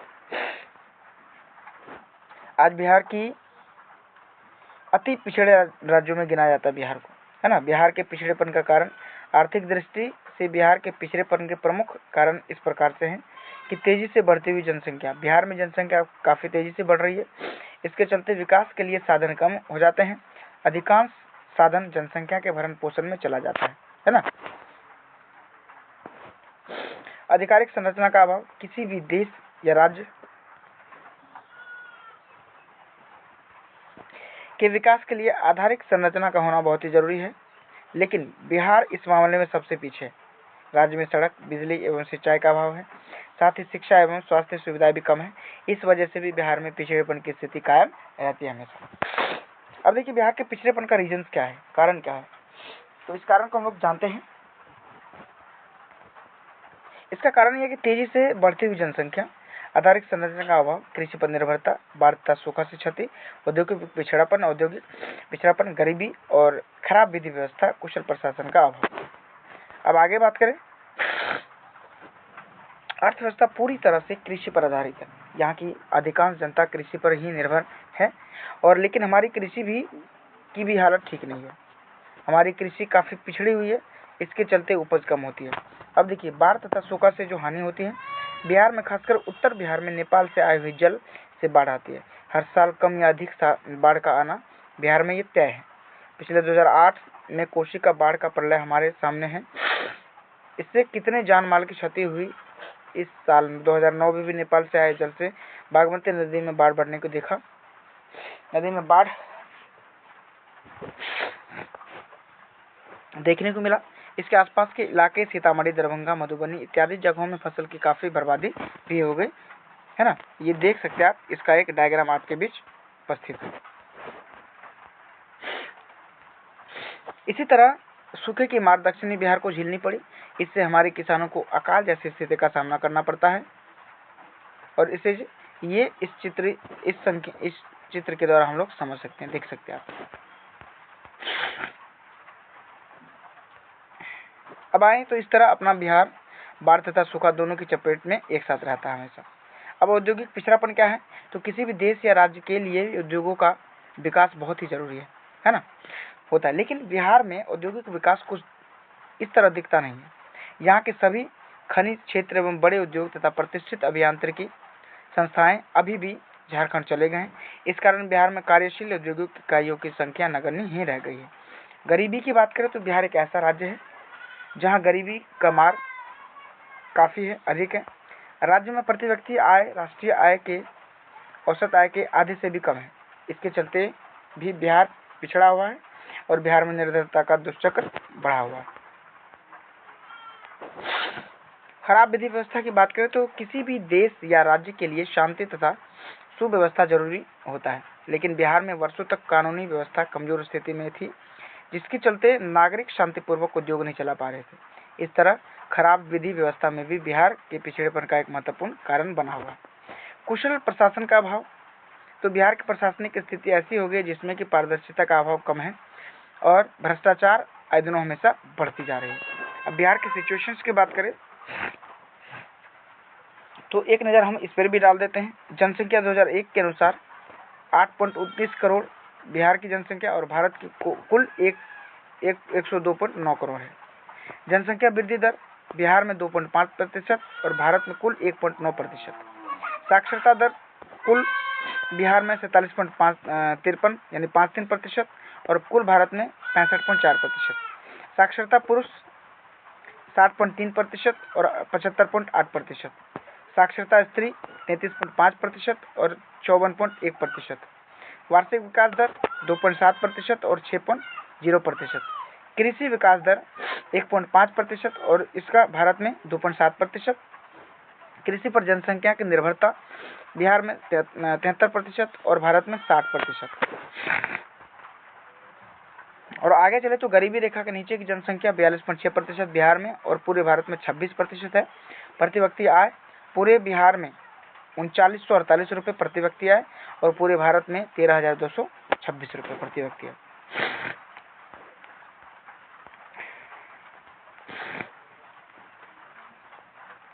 अब देख सकते हैं आप ये तत्कालीन राज्यपाल ने राष्ट्रीय विकास परिषद में 27 जून 2005 को अपने अभिभाषण में बिहार के आर्थिक स्थिति का जो लेखा प्रस्तुत किया है वह उपरोक्त तालिका में आपको स्पष्ट किया जा सकता है। अब आगे बात करें हम लोग बिहार के पिछड़ेपन को दूर करने का क्या रीजन हो सकते, क्या उपाय हो सकता है। तो ये आर्थिक विकास की गति को तेज करके बिहार की स्थिति में सुधार किया जा सकता है। आर्थिक विकास की गति को तेज करने के लिए बिहार के पिछड़ेपन को दूर करना काफी जरूरी है। पूर्व राष्ट्रपति डॉक्टर APJ अब्दुल कलाम ने कहा था कि बिहार के विकास के बिना भारत का विकास संभव नहीं है।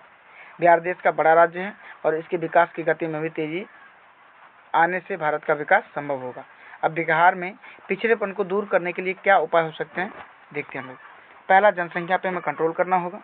राज्य में तेजी से बढ़ती हुई जनसंख्या पर रोक लगाना चाहिए और परिवार नियोजन कार्यक्रम को लागू किया जाए। इसके लिए राज्य की जनता एवं खास करके महिलाओं की शिक्षा को प्रचार प्रसार बढ़ाया जाए।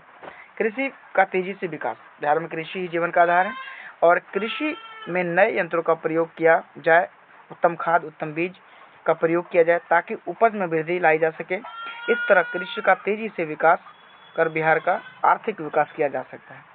अब आगे बात करें बाढ़ पर नियंत्रण, तो बिहार के विकास में बाढ़ एक बहुत बड़ा बाधक है। फसल का बहुत बड़ा भाग बाढ़ के चलते बर्बाद हो जाता है और जान माल की भी काफी क्षति होती है। उत्तरी बिहार के अधिकांश नदियां हिमालय से निकलती है और इसलिए नेपाल सरकार के सहयोग से बाढ़ नियंत्रण को सफल बनाया जा सकता है। दुर्भाग्य से बिहार दूसरा भाग सूखे की चपेट में रहता है बिहार का, है ना।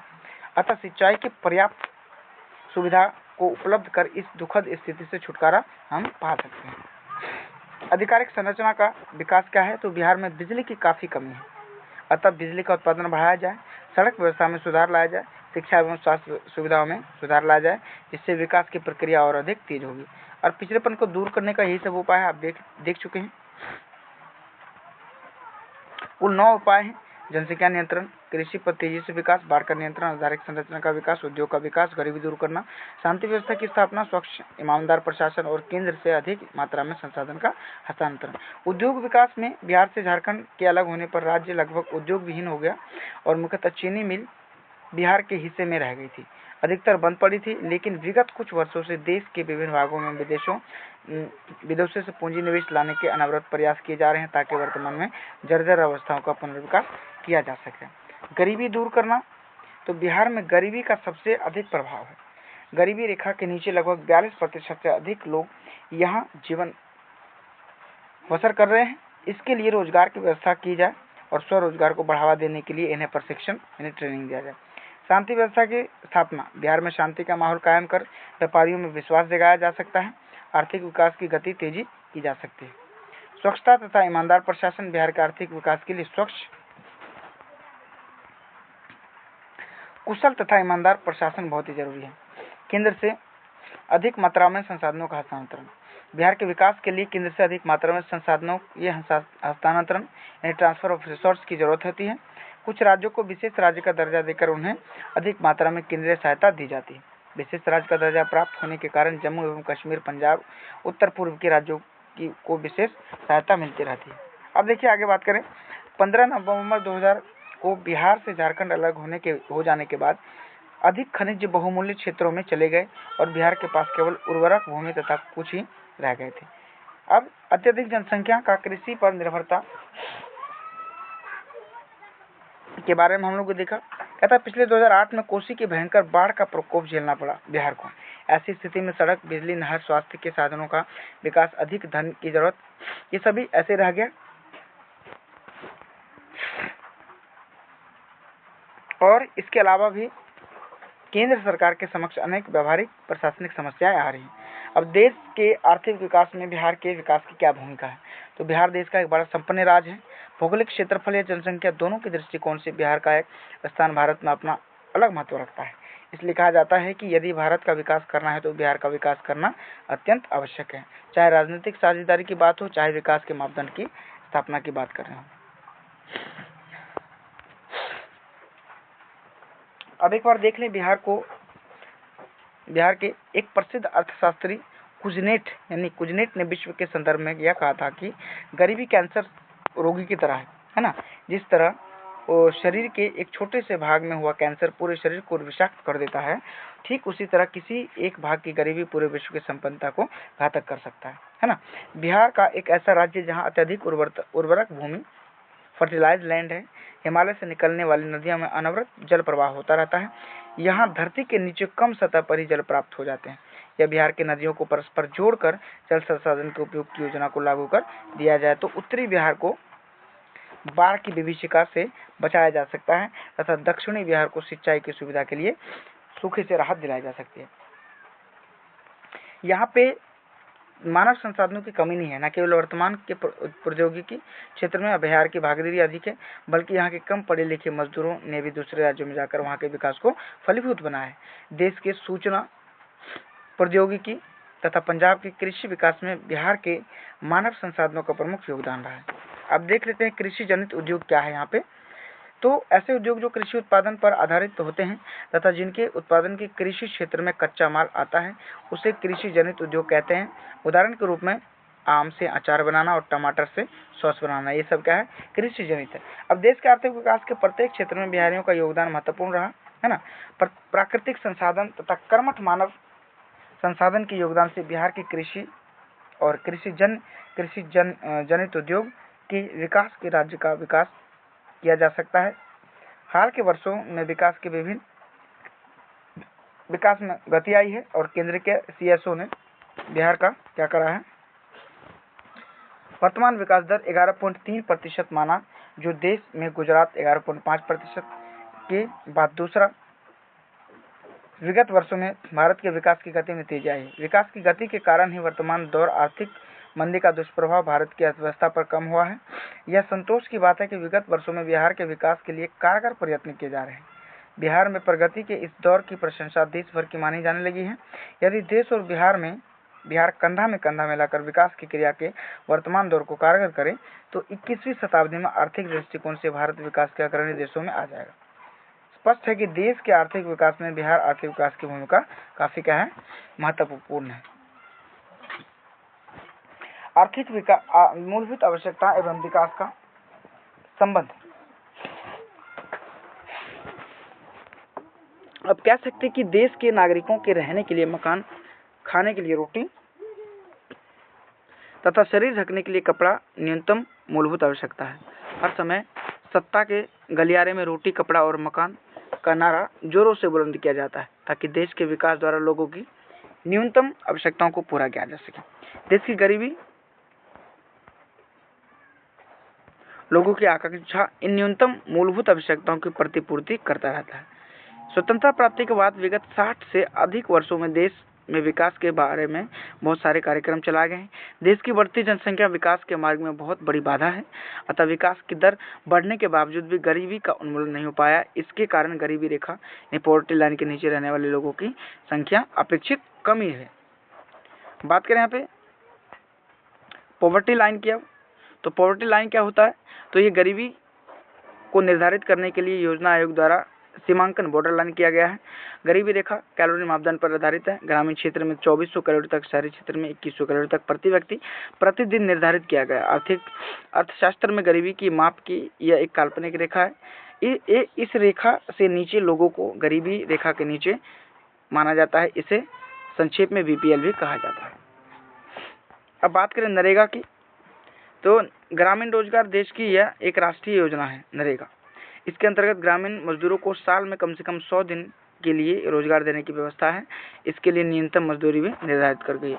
अब इसका डिटेल्स हम लोग जाने।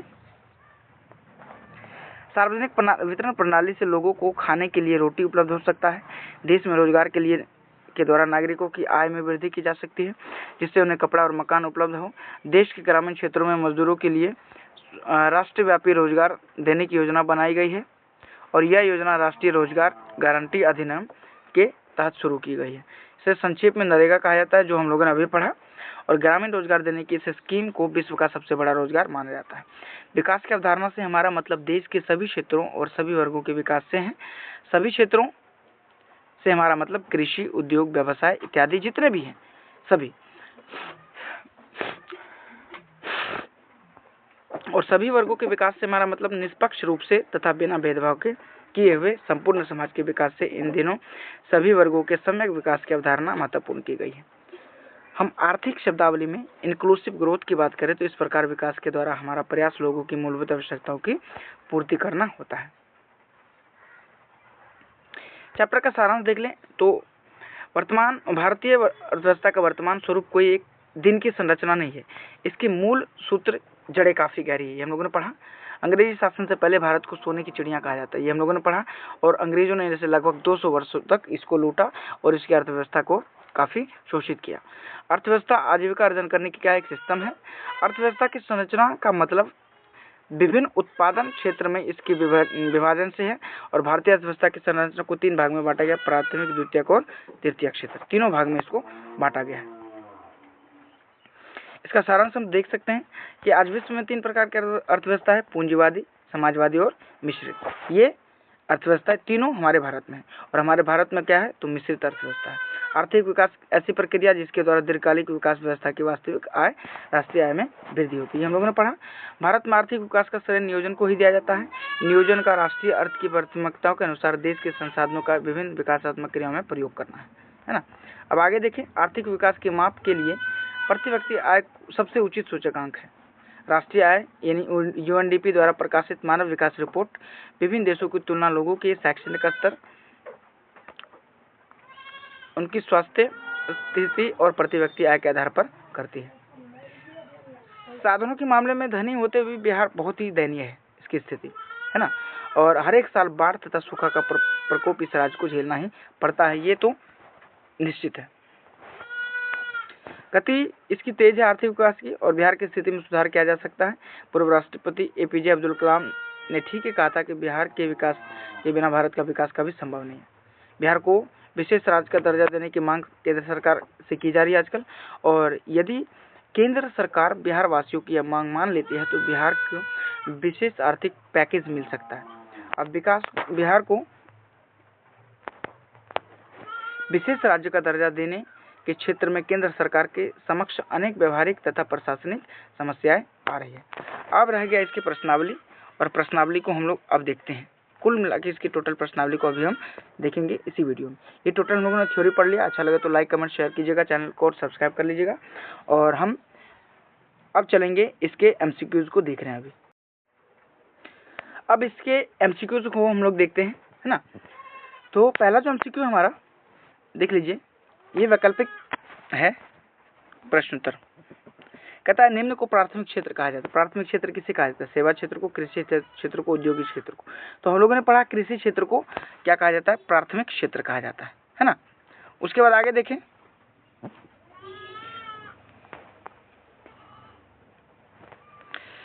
कौन से देश में मिश्रित अर्थव्यवस्था है? तो हमने अभी भारत पढ़ा, हमारे भारत में मिश्रित अर्थव्यवस्था है।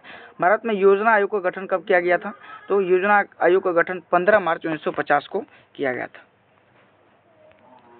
आगे बात करें तो जिस देश का राष्ट्रीय आय अधिक होता है वह देश क्या कहलाता है? तो वह विकसित देश कहलाता है। क्या कहलाता है? विकसित देश कहलाता है वो। इनमें से किसे पिछड़ा राज्य कहा जाता है? बिहार है पिछड़ा राज्य। अब इसके रिक्त स्थान को हम लोग देखते हैं। भारत अंग्रेजी शासन का एक क्या था? उपनिवेश था। ये हम लोगों ने पढ़ा था। अंग्रेजों ने भारतीय अर्थव्यवस्था का शोषण किया था।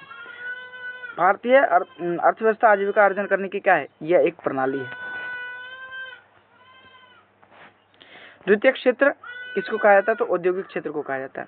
आर्थिक विकास आवश्यक रूप से क्या है? तो एक परिवर्तनीय है। भारत के आर्थिक विकास का श्रेय किसे दिया जाता है? बताइए। तो वो नियोजन को दिया जाता है। अभी हम लोगों ने पढ़ा, इसके सारांश को भी हम लोगों ने देखा। आर्थिक विकास की माप करने के लिए किसे सबसे उचित सूचकांक माना जाता है? वो प्रति व्यक्ति आय को माना जाता है। संसाधनों के मामले में धनी होते हुए बिहार की स्थिति कैसा है? दयनीय है। बिहार में डैश ही जीवन का आधार है। क्या है? कृषि। बिहार के विकास का एक बहुत बड़ा बाधक क्या है? वो बाढ़ है। अब इसके छोटे क्वेश्चंस को देखते हैं हम लोग। अर्थव्यवस्था किसे कहा जाता है? तो हम लोगों ने पढ़ा था कि अर्थव्यवस्था एक ऐसा तंत्र या ढांचा है जिसके अंतर्गत विभिन्न प्रकार की आर्थिक क्रियाएं संपादित की जाती हैं, जैसे कृषि, व्यापार, बैंकिंग, बीमा, परिवहन तथा संचार इत्यादि। दूसरी ओर लोगों को रोजगार के अवसर प्रदान किए जाते हैं ताकि वे अपनी आवश्यकताओं की संतुष्टि हेतु देश में उत्पादित वस्तुओं एवं सेवाओं का क्रय कर सके, है ना। मिश्रित अर्थव्यवस्था क्या है? मिश्रित अर्थव्यवस्था की बात करें तो ऐसी अर्थव्यवस्था जिसमें पूंजीवादी तथा समाजवादी अर्थव्यवस्था का मिश्रण होता है। और मिश्रित अर्थव्यवस्था वह अर्थव्यवस्था जहां उत्पादन के साधनों का स्वामित्व सरकार तथा निजी व्यक्ति के पास होता है। यह अर्थव्यवस्था पूंजीवादी एवं समाजवादी के बीच का क्या है? एक रास्ता है।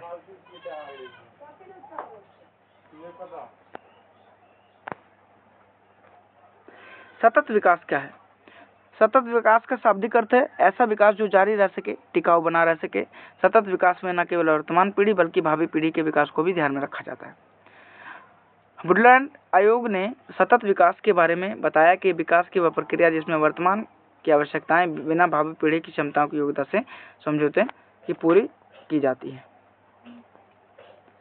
आर्थिक नियोजन क्या है? आर्थिक नियोजन का अर्थ एक समयबद्ध कार्यक्रम के अंतर्गत पूर्व निर्धारित सामाजिक एवं आर्थिक उद्योग की प्राप्ति के लिए अर्थव्यवस्था में उपलब्ध साधनों का नियोजन, समन्वय एवं उपयोग करना है। आर्थिक नियोजन की योजना आयोग ने इस प्रकार परिभाषित किया। आर्थिक नियोजन का अर्थ राष्ट्र की प्राथमिकता के अनुसार देश के संसाधनों का विभिन्न विकासात्मक क्रिया में प्रयोग करना है ना। ह्यूमन डेवलपमेंट रिपोर्ट, मानव विकास रिपोर्ट क्या है? तो मानव विकास रिपोर्ट में विभिन्न देशों की तुलना, लोगों के शैक्षणिक स्तर, उनका स्वास्थ्य स्थिति तथा प्रति व्यक्ति आय सम्मिलित होती है। आधारित संरचनाओं का इंफ्रास्ट्रक्चर यानी कि आधारित संरचनाओं पर प्रकाश डालें। तो आधारित संरचना का मतलब उन सुविधाओं तथा सेवाओं से है जो देश के आर्थिक विकास के लिए सहायक होते हैं और सभी तत्व जैसे बिजली, परिवहन, संचार, बैंकिंग, कॉलेज, स्कूल, अस्पताल इत्यादि देश के आर्थिक विकास के आधार पर इन्हें देश का आधारिक संरचना यानी आधारभूत ढांचा कहा जाता है। किसी देश के आर्थिक विकास में आधार संरचना का महत्वपूर्ण स्थान होता है। जिस देश का आधारभूत ढांचा जितना अधिक विकसित होगा वह उतना ही अधिक विकास होगा। दीर्घ उत्तरीय प्रश्न। अब हम लोग चलते हैं। अर्थव्यवस्था की संरचना से आप क्या समझते हैं? इन्हें कितने भागों में बांटा जा सकता है? तो अर्थव्यवस्था की संरचना का मतलब विभिन्न उत्पादन क्षेत्रों से है, इनके विभाजन से है। अर्थव्यवस्था में विभिन्न प्रकार की आर्थिक क्रियाएं तथा गतिविधि संपादित की जाती है, जैसे कि कृषि, उद्योग, व्यापार, बैंकिंग, बीमा प्रणाली, परिवहन, संचार इत्यादि। इन क्रियाओं को मोटे तौर पर 3 भागों में बांटा जाता है। बात करें प्राथमिक क्षेत्र को कृषि क्षेत्र कहा जाता है। इसके अंतर्गत कृषि, पशुपालन, मछली पालन, जंगलों से वस्तुओं को प्राप्त करना जैसी व्यवस्था आती है। द्वितीय क्षेत्र को औद्योगिक क्षेत्र कहा जाता है। इसके अंतर्गत खनिज व्यवस्था, निर्माण कार्य, जन उपयोगी सेवाएं जैसे गैस और बिजली उत्पादन की जाती है। और तृतीय क्षेत्र में सेवा क्षेत्र को कहा जाता है। इसके अंतर्गत बैंक एवं बीमा, परिवहन, संचार एवं व्यापार आदि क्रियाएं सम्मिलित होती हैं। ये क्रियाएं प्राथमिक एवं द्वितीय क्षेत्र की क्रियाओं को सहायता प्रदान करती है, इसलिए इसे सेवा क्षेत्र भी कहा जाता है। आर्थिक विकास क्या है? तो आर्थिक विकास तथा आर्थिक वृद्धि में अंतर। आर्थिक विकास के अर्थ को समझने के लिए विद्वानों द्वारा की गई परिभाषा को समझना आवश्यक है। आर्थिक विकास भाषा को लेकर अर्थशास्त्रियों में काफी मतभेद था, लेकिन फिर भी उन्होंने कुछ जानकारी दी। रोस्टेव के अनुसार आर्थिक विकास एक और श्रम शांति में वृद्धि की दर तथा दूसरी ओर जनसंख्या में के बीच की वृद्धि की दर को बताता है। प्रोफेसर मेयर एवं बॉल्डविन में परिभाषा देते हुए कहा कि आर्थिक विकास एक ऐसी प्रक्रिया है जिसके द्वारा दीर्घकालीन किसी भी अर्थव्यवस्था का वास्तविक राष्ट्रीय आय में वृद्धि होती है। और उपरोक्त परिभाषा अध्ययन करने के बाद यह स्पष्ट होता है कि आर्थिक विकास आवश्यक रूप से परिवर्तन की प्रक्रिया है। इससे अर्थव्यवस्था के ढांचे में परिवर्तन होता है।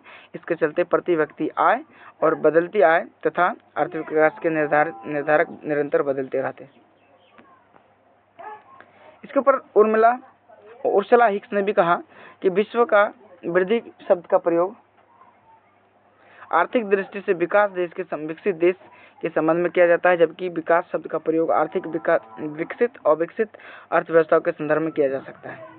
डॉक्टर ब्राइट सिंह ने भी लिखा है कि ग्रोथ शब्द का प्रयोग विकसित देशों के लिए किया जा सकता है। इसी तरह मैडिसन नामक एक अर्थशास्त्री ने बताया कि धनी देशों में आय का बढ़ता हुआ स्तर आर्थिक वृद्धि का सूचक होता है, जबकि निर्धन देशों में आय का बढ़ता हुआ स्तर आर्थिक विकास का सूचक होता है। वास्तव में उपरोक्त परिभाषाओं का अध्ययन करने पर यह स्पष्ट होता है कि आर्थिक विकास एवं आर्थिक वृद्धि दोनों ही आर्थिक प्रगति के सूचक हैं और दोनों में अंतर स्पष्ट दिखाई देता है। आर्थिक विकास के माप कुछ सूचकांकों के द्वारा करें। आर्थिक विकास के माप के कुछ सूचकांक निम्न है, जैसे कि राष्ट्रीय आय हो गया। तो राष्ट्रीय आय को आर्थिक विकास का एक प्रमुख सूचक माना जाता है। किसी देश में एक विकास की अवधि में उत्पादित सभी वस्तुओं एवं सेवाओं के मौद्रिक मूल्य के योग को राष्ट्रीय आय कहा जाता है। और सामान्य तौर पर जिस देश की राष्ट्रीय आय अधिक होती है वह देश विकसित कहलाता है, और जिस देश का राष्ट्रीय आय कम होता है उसे अविकसित यानी कि विकासशील कहा जाता है। प्रति व्यक्ति आय आर्थिक विकास की माप करने के लिए प्रति व्यक्ति आय को सबसे उचित सूचकांक माना जाता है। प्रति व्यक्ति आय देश में रहते हुए व्यक्तियों की औसत आय होती है, और राष्ट्रीय आय को देश की कुल जनसंख्या में भाग देने पर जो भागफल प्राप्त होता है वो राष्ट्रीय आय आता है, वह प्रति व्यक्ति आय कहलाती है। और इसका एक फॉर्मूला यहाँ पे दिया हुआ है आपको, ठीक है। बिहार के आर्थिक पिछड़ेपन के क्या कारण है और इसके पिछड़ेपन को दूर करने का क्या उपाय हो सकता है? आर्थिक पिछड़ेपन का निम्नलिखित कारण कृषि पर निर्भरता। बिहार की अर्थव्यवस्था पूरी तरह से कृषि पर आधारित है। यहाँ की अधिकांश जनता कृषि पर ही निर्भर रहती है, लेकिन हमारी कृषि की हालत कभी ठीक नहीं रहती है। हमारी कृषि काफ़ी पिछड़ी हुई है, इसके चलते ही उपज कम होती है। दूसरा है औद्योगिक पिछड़ापन। किसी भी देश या राज्य के लिए उद्योगों का विकास जरूरी होता है, लेकिन बिहार में औद्योगिक विकास कुछ दिखता ही नहीं। यहाँ के सभी क्षेत्र, खनिज क्षेत्र एवं बड़े उद्योग तथा प्रतिष्ठित अभियांत्रिकी संस्थाएं सभी झारखंड में चले गए, और इस कारण बिहार कार्यशील उद्योगों की इकाइयों की संख्या नगण्य रह गई। बाढ़ तथा सूखे से क्षति। बिहार में खासकर नेपाल में जल से बाढ़ आती है। हर साल कम या अधिक वृद्धि का आना बिहार में तय है। पिछले 2008 में कोसी बाढ़ का प्रलय हमारे सामने इससे कितने जान माल की क्षति हुई? इस साल 2009 में भी नेपाल से आए जल से बागमती नदी में बाढ़ देखने को मिला। इसके आसपास के इलाके सीतामढ़ी, दरभंगा, मधुबनी आदि जगहों में फसल की काफी बर्बादी हुई। इसी तरह सूखे की मार दक्षिणी बिहार को झेलनी पड़ती है और इससे हमारे किसान को अकाल जैसी स्थिति का सामना करना पड़ता है। इस तरह अपना बिहार बर्बाद तथा सूखा की चपेट में एक साथ हमेशा रहता है। 4 की बात करें तो आधारिक संरचना का अभाव। किसी भी देश या राज्य के विकास के लिए आधारिक संरचना का होना जरूरी है, लेकिन बिहार इस मामले में पीछे है। राज्य में सड़क, बिजली एवं सिंचाई का अभाव है, साथ ही शिक्षा एवं स्वास्थ्य सुविधाएं भी कम है। इस वजह से भी बिहार में पिछड़ेपन की स्थिति कायम रहती है। गरीबी। बिहार एक ऐसा राज्य है जहां गरीबी का भार काफी अधिक है। राज्य में प्रति व्यक्ति आय राष्ट्रीय औसत के आधे से भी कम है। इसके चलते ही बिहार यहाँ पिछड़ा है। खराब विधि व्यवस्था। किसी भी देश या राज्य के शांति या व्यवस्था की के लिए जरूरी होता है क्या? शांति। लेकिन हमारे बिहार में वर्षों तक कानून अर्थव्यवस्था कमजोर और स्थिति चलते नागरिक शांतिपूर्वक उद्योग नहीं चला पा रहे हैं। इस तरह खराब विधि व्यवस्था भी बिहार के पिछड़ेपन का एक महत्वपूर्ण कारण बन गया है। तेजी से बढ़ती हुई जनसंख्या। बिहार में जनसंख्या काफी तेजी से बढ़ रही है। इसके चलते बिहार के साधन कम हो जाते हैं। अधिकांश साधन जनसंख्या का कारण पोषण में चला जाता है। कुशल प्रशासन का अभाव। बिहार की प्रशासनिक स्थिति ऐसी हो गई जिसमें पारदर्शिता का अभाव है। इसके कारण आए दिन भ्रष्टाचार के कारण उदाहरण सामने आते रहते हैं और इसको दूर करने का क्या उपाय है? तो निम्नलिखित उपाय। कृषि का तेजी से विकास करना बहुत ही जरूरी है। उसके बाद आधारिक संरचना का विकास। बिजली का काफी कमी रहता है, इसको दूर करना है। उसके बाद उद्योग का विकास। बिहार में झारखंड के अंतर्गत अलग हो गए, उद्योग भिन्न हो गए, तो इसका विकास बहुत ही जरूरी है।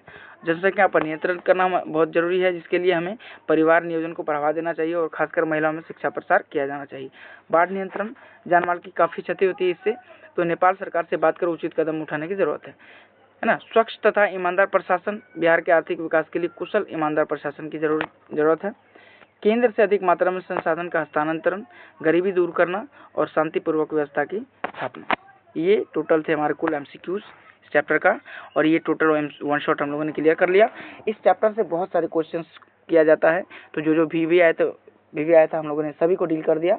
तो इस चैप्टर को अच्छे से देख लीजिएगा, और वीडियो अच्छा लगे तो वीडियो को लाइक, कमेंट, शेयर कर लीजिएगा और चैनल को सब्सक्राइब कर बेल आइकन प्रेस कर लीजिएगा, ताकि जो हमारा लेटेस्ट अपडेट रहेगा वो सबसे पहले अब तक मिलेगा।